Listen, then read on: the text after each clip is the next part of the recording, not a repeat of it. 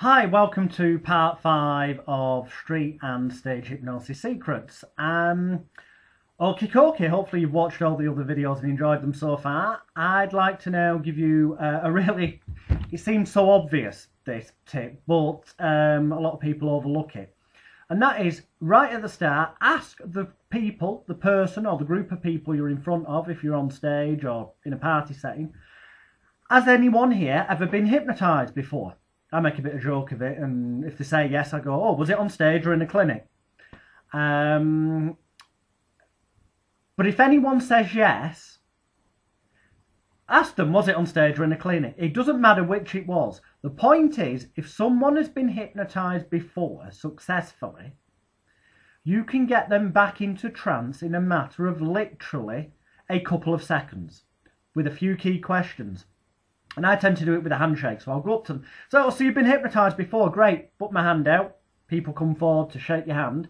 And you go, what's your name? You get the name, because to a person, their name is the most beautiful word on the planet, as Dale Carnegie said in How to Win Friends and Influence People. Great book, worth reading. That helps establish rapport as well. You've made physical contact, but you keep hold of their hand. Now, if they're sat down, lift it up in the air a bit so it's at 45-degree angle. It's a bit of a disorientating. That's a not normal position to have someone's hand in and keep hold of after you're about to shake the hand. Or if they're stood up again, still keep it in a sort of weird 45-degree position. Because it's unusual. That becomes disorientation, confusion, pattern interrupt. They call it in NLP. It's something they're not expecting. So the mind gets confused by this, and it's easier then to make them suggestible. And you just say to them, so you've been hypnotised before, yes? And they say, yes. Assuming they have been, of course. This only works on people who've been hypnotised before. It doesn't matter who by, just as long as they've been hypnotised. And you say to them, great. In that case, would you like to be hypnotised here today and take part in this filming for possible TV usage? And if they go yes, they're saying they want to be on TV. You've got the video consent. You also, of course, have got them pretty much saying that, yes, they will be compliant. And then you say, so, you know that when you hypnotise, your eyes close, you have your head falls forward onto your chest, and you instantly enter a lovely relaxing state. You know that, don't you? And they say, yes.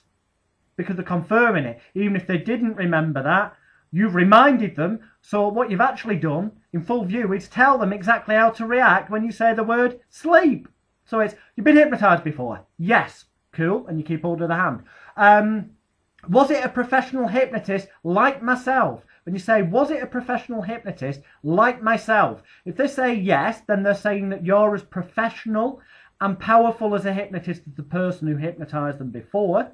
If they say no, they're saying you're a better hypnotist than the person who hypnotised them before. Either way, it's a win-win. So, been hypnotised before? Yes. Was it a professional hypnotist like myself? Either answer's a win-win. Oh, and so you already know then that when you hypnotise, your eyes close, you have your head falls forward onto your chest, and you enter a lovely relaxing state, and your eyes remain tightly closed at all times? Yes.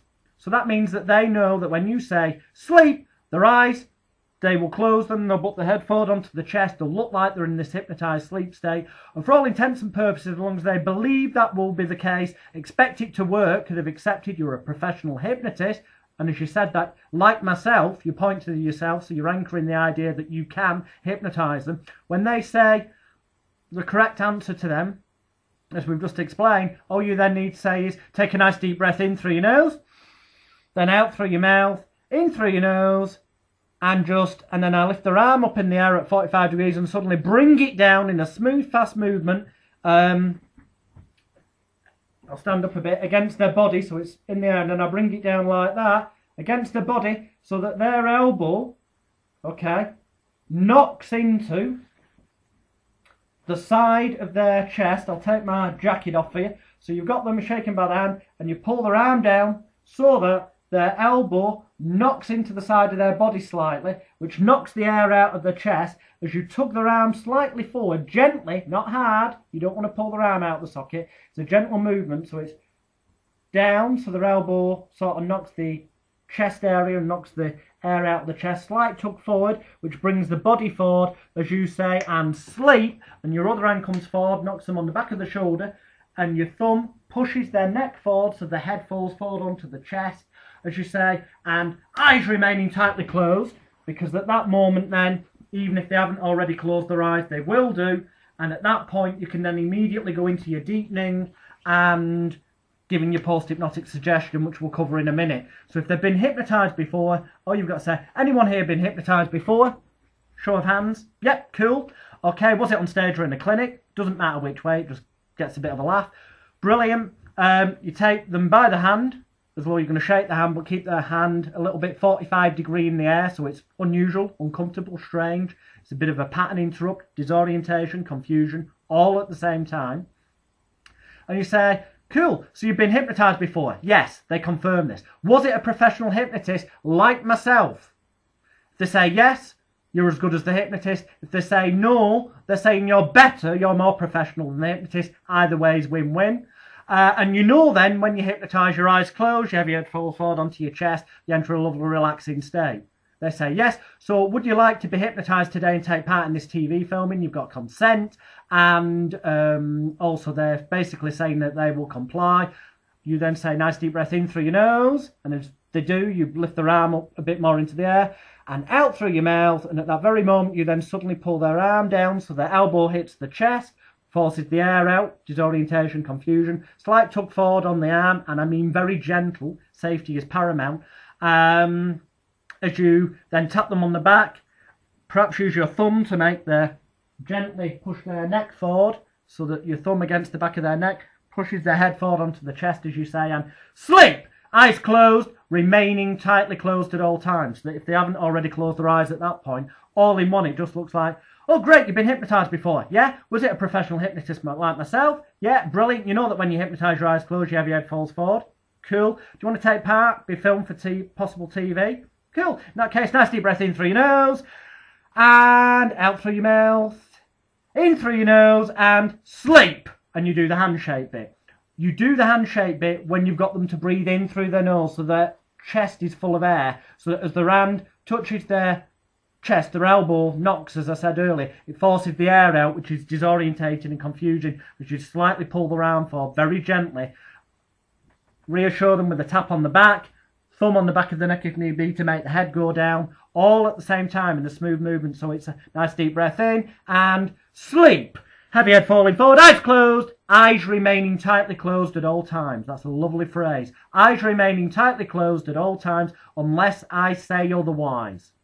Then you say, nod your head if you understand. When they nod their head, basically what they're saying is they will keep their eyes closed at all times unless you say otherwise. And from that moment on, they are sort of putty in your hands. It's then time to deepen the trance, which can be as simple as saying, in a few moments' time, I'm going to lift up your right arm. When I do, it won't bother you, worry you, or concern you in any way. In fact, it merely serves as a sign and a signal to help you relax more completely with every breath that you take, every noise that you hear, every word that I say, and every thought that you think. No noises distract you whatsoever. As lift your hand up, and then you do, because you've already warmed them, and I just drop it into your lap, and drifting down 100 times deeper. And you drop the hand in the lap, and they accept that as the idea of sending them deeper. So therefore, if they believe it and expect it to, it will. Simple as that. And this is mentioned on some of the videos I referred to in earlier clips. So please go back, watch them all again. It'll start piecing together why this is so ridiculously simple and effective, and why you're always in a win-win situation. So the major post-hypnotic suggestion that you instill at this point is, I'm talking directly to you only if I tap you on the shoulder, and then you tap them on the shoulder, or indicate otherwise. For the rest of this evening, and this evening only, whilst you're in this building, or stood at this pavement, wherever, the very moment I say sleep, as quickly as that, a snap of the fingers, you'll instantly close your eyes, let you have your head fall forward onto your chest, instantly re-enter this state, except each and every time you do it, it'll be 100 times deeper, more relaxing and enjoyable for you. And whenever I say wide awake, then and only then you'll instantly be wide awake. You'll have an overwhelming desire to do almost everything I say. So for example, if I say it's hot, you'll feel 10 times hotter than normal. If I say it's cold, you'll feel 100 times colder, because you'll be using your powers of intelligence, imagination and concentration effectively. This is playing on their ego, making them want to comply more so they don't look daft. And then you say, nod your head if you understand. When they nod their head and accept that, they are putty in your hands, and you'll be able to get them to do loads of things. In the next clip, I'm going to cover fractionation and the first routines to use. See you very soon.